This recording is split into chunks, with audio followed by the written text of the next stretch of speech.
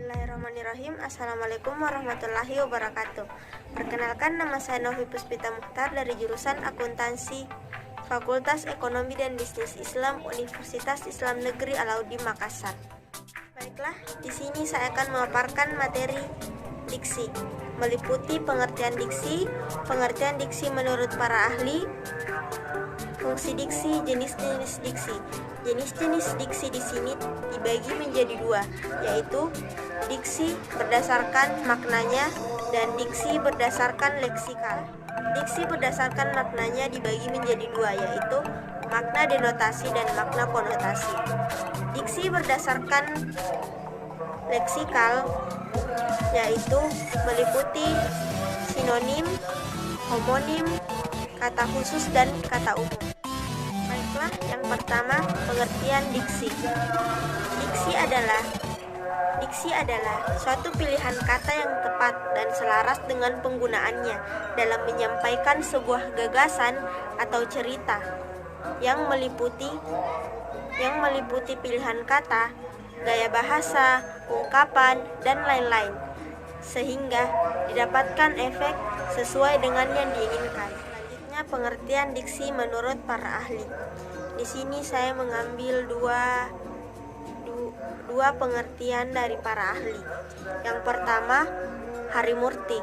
Menurut Harimurti, bahwa pengertian diksi adalah pilihan kata dan kejelasan lafal untuk memperoleh efek yang tertentu dalam berbicara di depan umum atau karang mengarang. Yang kedua, Ahmadi. Menurut Ahmadi, definisi diksi adalah seleksi kata-kata untuk mengekspresikan ide atau gagasan dan perasaan. Setelah memaparkan pengertian diksi menurut para ahli, saya akan menjelaskan fungsi diksi. Fungsi diksi mengacu pada diksi yang tadi saya jelaskan.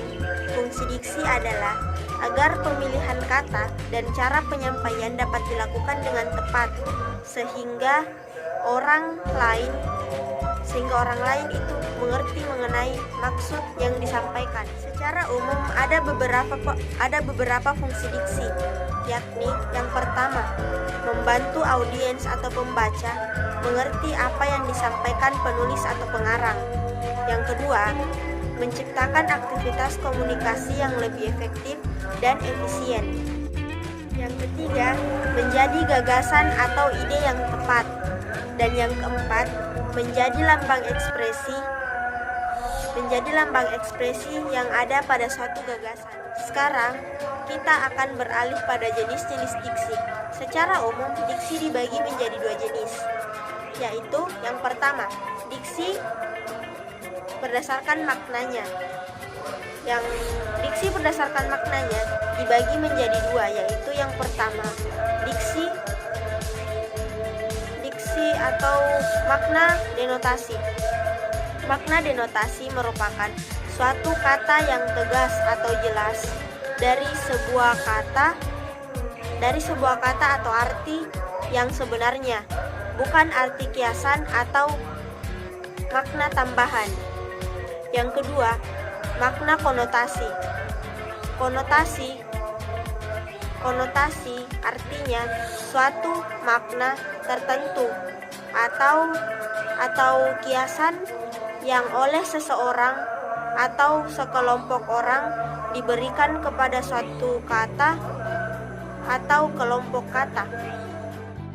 Adapun contoh makna denotasi, yaitu Andi pulang sekolah membawa buah jeruk. Dan adapun contoh dari makna konotasi, yaitu contohnya Yanto pulang dari Bogor membawa buah tangan. Nah, di mana buah tangan ini sama dengan oleh-oleh. Nah, ada lagi contoh dari makna konotasi. Contohnya, meskipun Tania kaya raya, tetapi dia tidak besar kepala. Nah, besar kepala ini sama halnya dengan atau sama dengan sombong. Baiklah, sekarang kita beralih kepada jenis diksi berdasarkan leksikal. Nah, di sini terbagi menjadi beberapa bagian. Yang pertama, sinonim. Nah, sinonim merupakan suatu kata yang mempunyai bentuk berbeda namun mempunyai arti atau makna yang sama atau mirip. Sinonim ini biasa juga disebut dengan suatu persamaan. Adapun contoh kata dari sinonim yaitu binatang sama dengan fauna, bohong sama dengan dusta, haus sama dengan dahaga, pakaian sama dengan baju, dan bertemu sama dengan berjumpa. Nah, itulah tadi contoh-contoh dari sinonim. Kedua adalah homonim. Homonim adalah suatu kata yang mempunyai suatu makna yang berbeda, tetapi lafal atau ejaannya sama.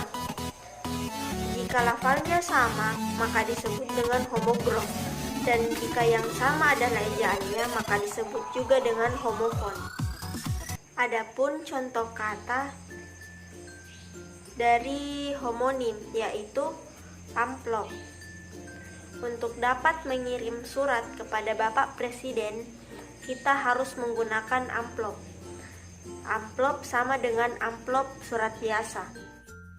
Yang ketiga adalah kata khusus dan kata umum. Kata umum adalah kata-kata yang memiliki makna dan cakupan pemakaiannya lebih luas. Sedangkan kata khusus ialah kata-kata yang ruang lingkup dan cakupan maknanya lebih sempit dibandingkan dengan kata umum. Dan kata khusus ini biasa juga disebut dengan hiponim. Baiklah, penggunaan kata umum dan kata khusus. Kata khusus seperti kalimat yang pertama, ayah melihat adiknya yang sedang dirawat di rumah sakit. Yang kedua, ayah menengok adiknya yang sedang dirawat di rumah sakit. Dan yang ketiga, ayah melirik adiknya yang sedang dirawat di rumah sakit. Kalimat tersebut memiliki makna kata umum yaitu melihat dan kata khusus seperti menengok dan melirik. Pada kalimat pertama, kata umum masih bisa digunakan sesuai dengan konteks kalimat di atas. Sedangkan pada kalimat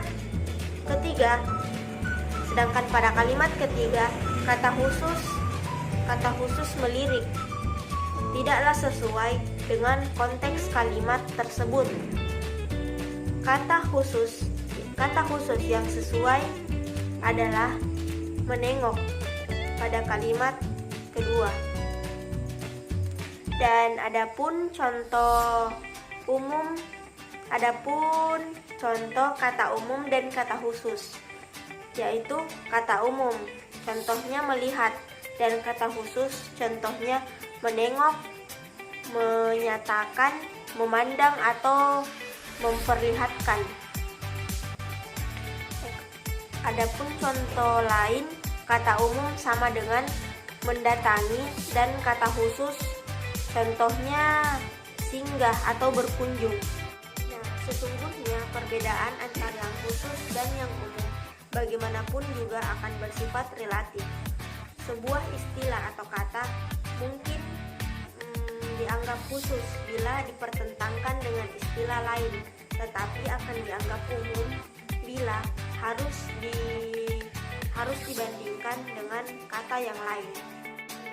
Itulah tadi pemaparan materi mengenai diksi atau pilihan kata dari saya. Maaf jika ada salah kata selama video ini berlangsung, dan maaf jika materi pemaparan diksi dari saya